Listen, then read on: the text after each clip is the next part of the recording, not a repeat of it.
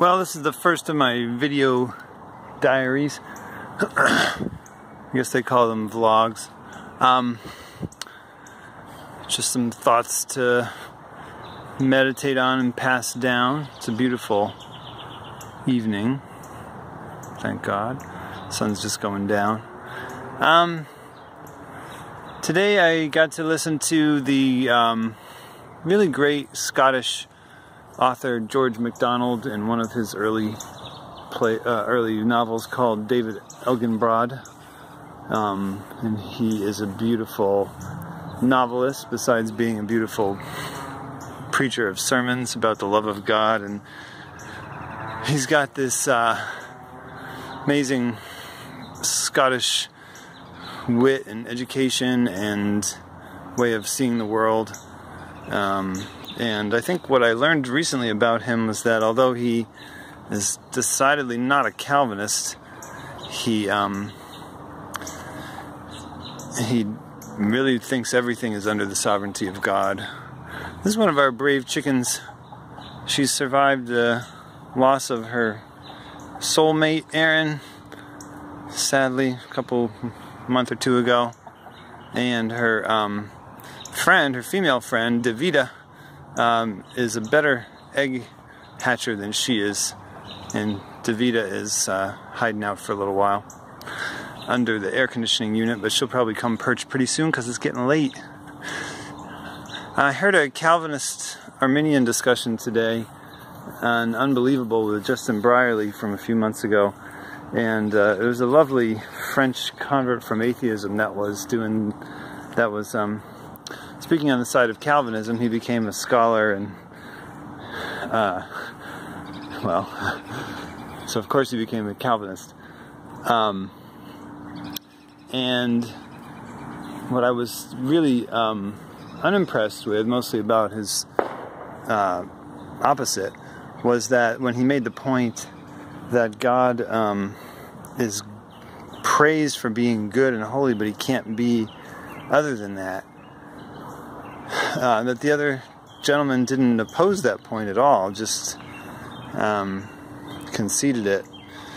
And it seems like the whole reason, or one of the whole main dramas of the incarnation, was the very opposite point, that the Son could have disobeyed the Father. The Son could have acted in his own best interest, or what he perceived to be his own best interest at the time, instead of the Father's.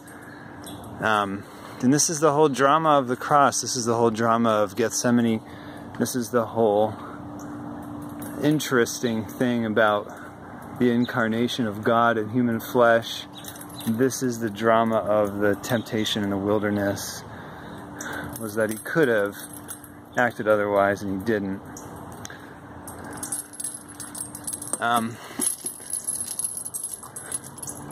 The point that was being made was that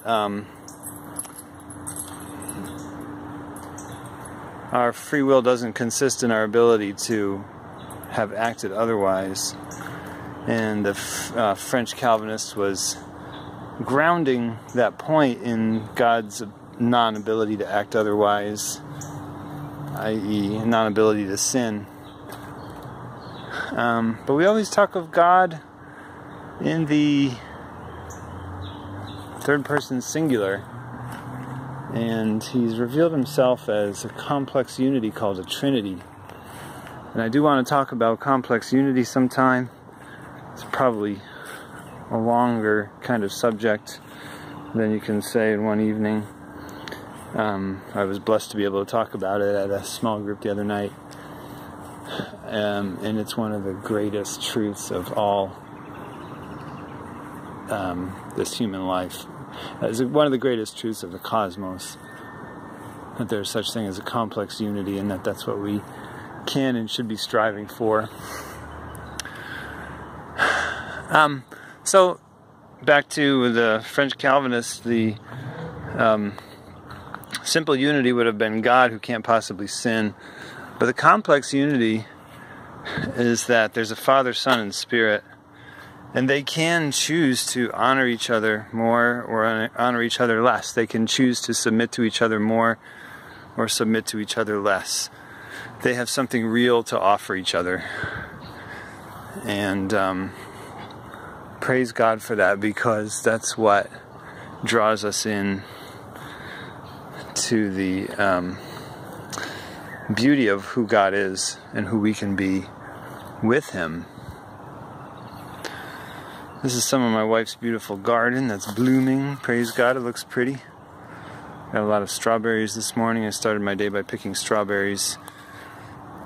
Continued the day by working on medical charts and then cutting the grass, picking junk off the roofs, listening to Unbelievable and David Elginbrod, watching the sweet kids play with each other, Livia, Patrick, Samantha, and Kayshawn. And finishing the day with a lovely dinner that Kim made from, mostly based on king crab legs. So, the other thing I learned today was in the book on Paul and Romans. It turns out Romans 1 is full of alliteration, and he compared it to the rest of Paul's writings as Jane Austen would be compared to Stephen King's writing. I don't think he meant that to insult the rest of Paul's writing, but just to say, hey reader, take notice, or hey listener, more like, as far as Paul's original intentions. But do we have any of that in the English versions of Romans? Only the faintest hints.